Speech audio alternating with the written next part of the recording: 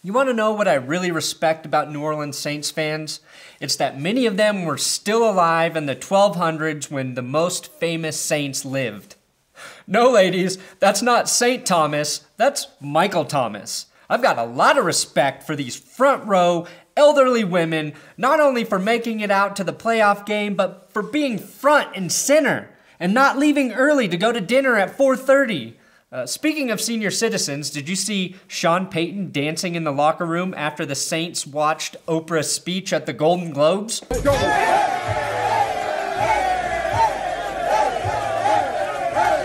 Who dat?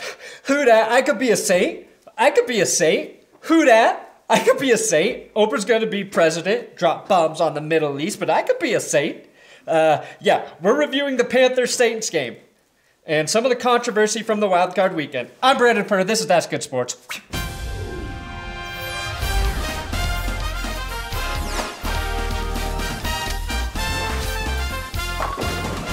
I do have some big dick Patreon shout outs for Jacob Marshall upping their monthly donation to $3, Edgar Giron, Stephen Ormsby, Ben Eichton, Sean Milliken, Jacob Downs with the monster $20 big dick donation, Jonathan McKibben, Jose Mazon. Thanks for the support, and you too could keep this channel alive with the monthly donation of $1, $2, $3, whatever you want. I'm just trying to pay the bills and live the dream of making shitty football videos on YouTube. That's the dream.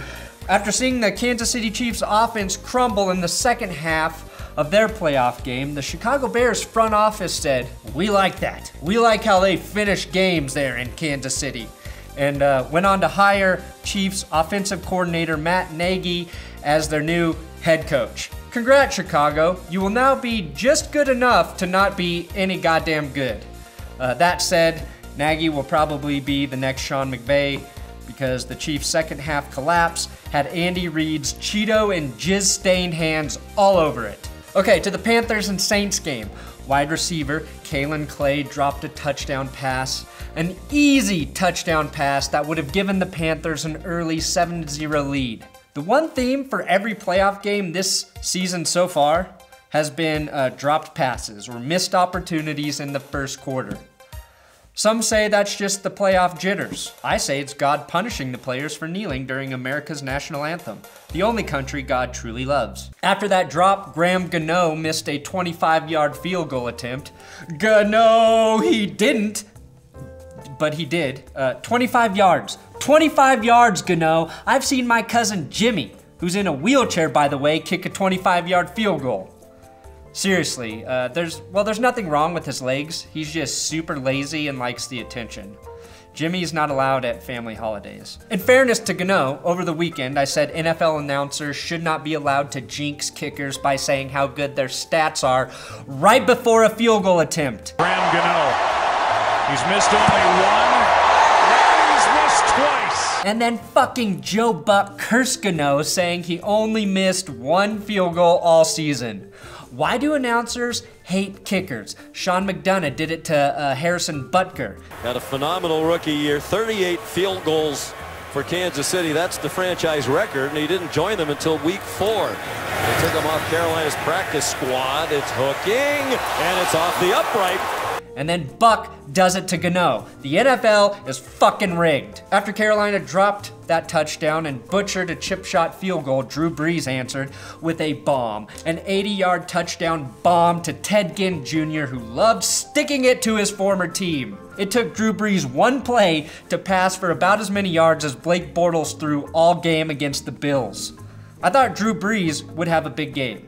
The Panthers secondary is not very good, and it seemed like Carolina would key on the Saints' dangerous run game, but Brees had 230 passing yards and 2 touchdowns in the first half alone.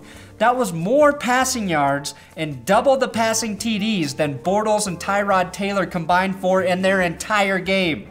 Brees would finish the day with 376 yards and 2 touchdowns. And just like in the Chiefs and Titans game, the Saints had a sizable lead, 21-9, over the Panthers heading into halftime. The Chiefs, of course, had a 21-3 lead heading into halftime.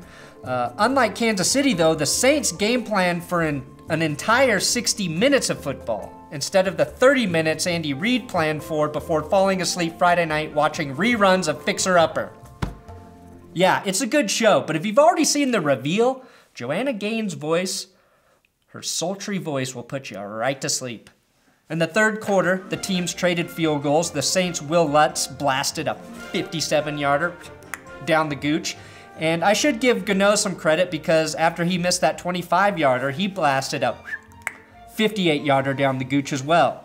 If you combine the 57 and 58-yard field goals, you get 115, which is the average age of Saints fans today. It really didn't become a game until 12 minutes were left in the fourth quarter when Cam Newton threw a strike to Greg Olsen in the end zone to cut the Saints' big lead down 24-19. Unfortunately, though, Cam Newton was forced to exit the game with what many thought was a head injury. The Panthers are now under investigation by the NFL for failing to follow the concussion protocol with Cam Newton. I thought it looked like Newton got poked in the eye.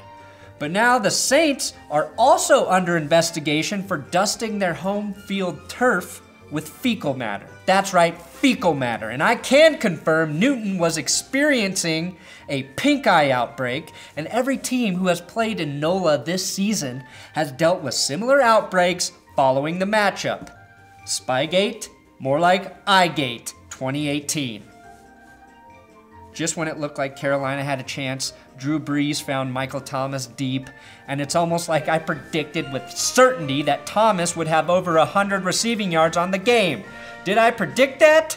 Roll the clip. Drew Brees can exploit some corners on the Panthers defense. I expect to see vintage Brees on Sunday. 300 yards from the QB who likes to drop deep balls on his opponents. Sean Payton is not afraid to take risks in the playoffs, and I think the only way we don't see Michael Thomas have 100+ receiving yards for the Saints is if Carolina controls the clock rushing the ball. In transparency, I picked the Rams and Chiefs game wrong, but I was very accurate about the Saints. The Saints went up 31-19.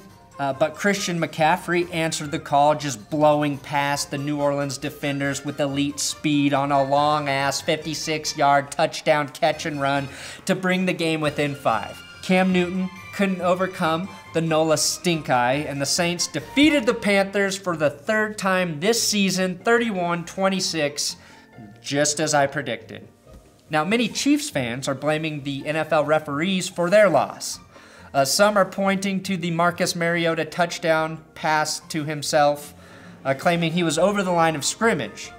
Now look, Chiefs fans, his entire body has to be past the line for it to be an illegal forward pass, and barely a quarter of his body was past the line of scrimmage. However, the officials, like a 16-year-old boy fucking for the first time, blew their whistles way too early on the Derrick Johnson sack. A blitz.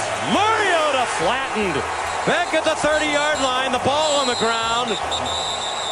This should have been a sack and fumble. How on earth do you blow a play dead this early? And this referee is blowing his whistle while sucking the life out of every Chiefs fan on earth. He has a clear sight of the ball on the ground. Why do you blow the whistle? That was late in the second quarter, though.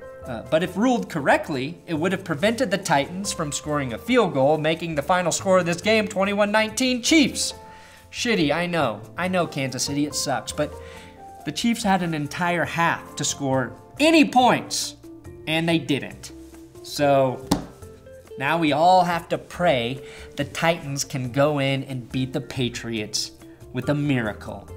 And if they don't, at least beat the shit out of them. This weekend, we have the Falcons at the Eagles, the Jags at the Steelers, Titans at Patriots, and Saints at Vikings. I think the Saints and Vikings game will be the most intriguing matchup to break down this week. In the AFC, I think everyone believes we will see a Patriots-Steelers AFC championship game.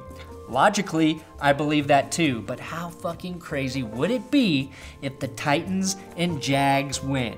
And we have an all AFC South championship game.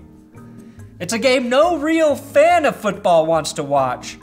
but it's a game every football fan in America outside of Pittsburgh and New England would prefer to see. This season has been weird and crazy enough that it just might happen. So do whatever you need to do this week. Pray, wear your lucky socks, smoke your weekday football crack, and ensure we see two of the biggest upsets in playoff history.